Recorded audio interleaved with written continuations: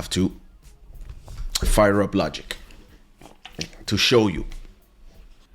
All right, let's take this track.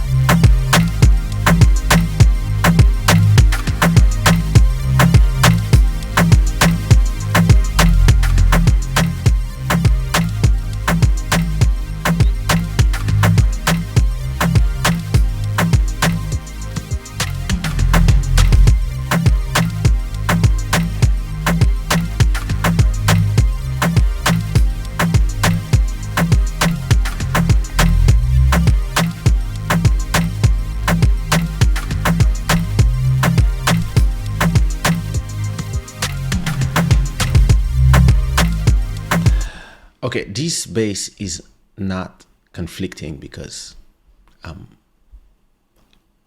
like lesson number one is you choose the right bass with the right kick. But let's try to see what we can do. So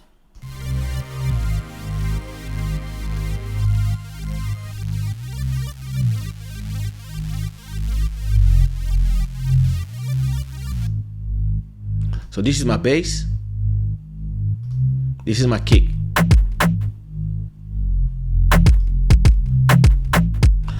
So here, they're not conflicting because I choose the right sound. But let me take something that is very, very subby. All right. For example, perfect. So first of all, they're still not really conflicting because the way I mix my tracks, anything is already not conflicting with each other. But let's say that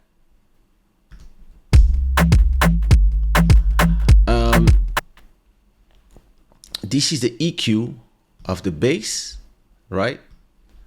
And this is the EQ of, I don't need to put EQ on my drums because they already sound fine. But let's add an EQ to it. And let's also put this EQ. Let's change the EQ to put the same one on the bass as well. So now, if you look at both,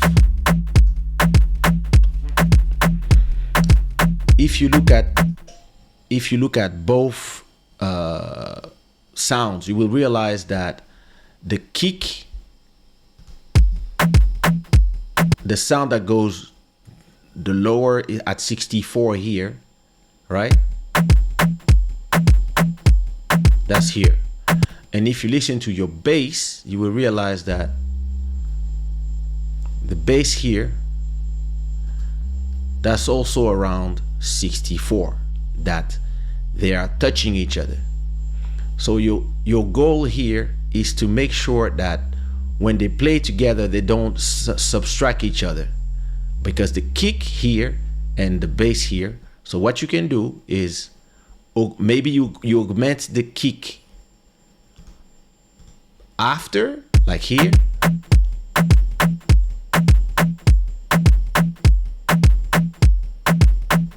Here. And you turn it a little bit here. Actually, I would do the opposite. I would put it down here a little bit. And then in the bass, I would turn down just that part. But not too much, because you don't want to remove the sub. So another thing you can do is to create a pumping sound. If your kick goes like this, thump, thump, thump, thump, thump. If you add a pump that takes the bass down every time the kick is up, for example, you have a plug by, this is a plug by Waves that is called One Knob Pumper. So if you use a pumper, what happens is that this goes down like this. Let me show you. If you put it to the max, it does this.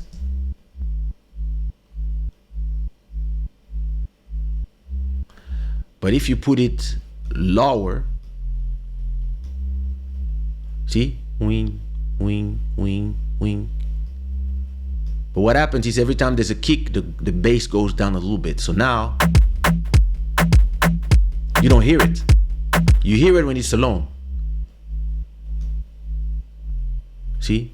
When it's on max, it takes it down all the time. But if I put it with the bass, the kick, you don't hear it. See? Now take it down a little bit. It's still there. And what it does is that every time they are supposed to conflict, it goes down when the kick is up. Ding. See?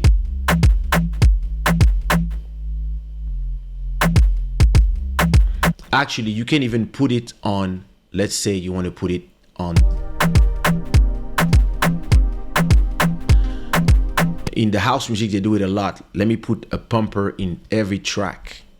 I put it on the other tracks, right? What it does, it makes the kick go out because everything ducks every time there's a bar. Look.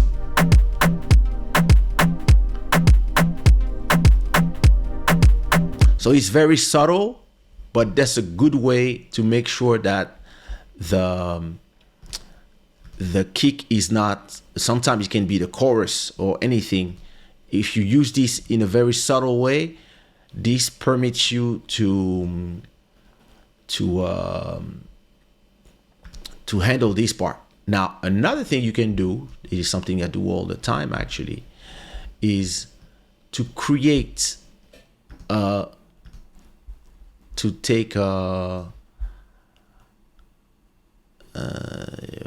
you add an EQ. Let's say, let me take a normal EQ, but that's, it's like, it's not that it's hard to understand, but it's, once you understand it, this is easy. So you put a compressor, right? You take a compressor and then you create a side chain, meaning that it's only gonna react to the drums, the kick, for example. So here you select your side chain, you select audio, the kick. Now every time the kick plays, it reduces the bass. So you don't even need to play it. Seems like you reduced it too much. I don't even hear my thing anymore. What's going on?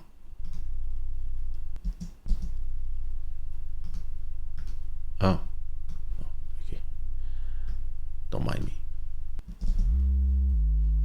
See, if I add,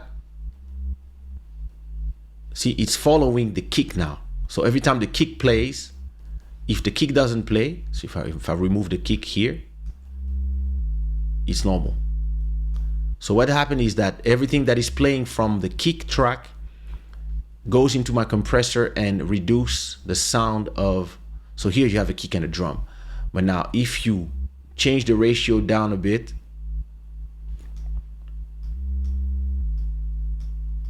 like this, it's not too much. Now every time the kick plays, you see it reduces the bass part just a little bit. And when you add the kick, you don't really hear it, but it makes the kick slam. Now if you turn on everything,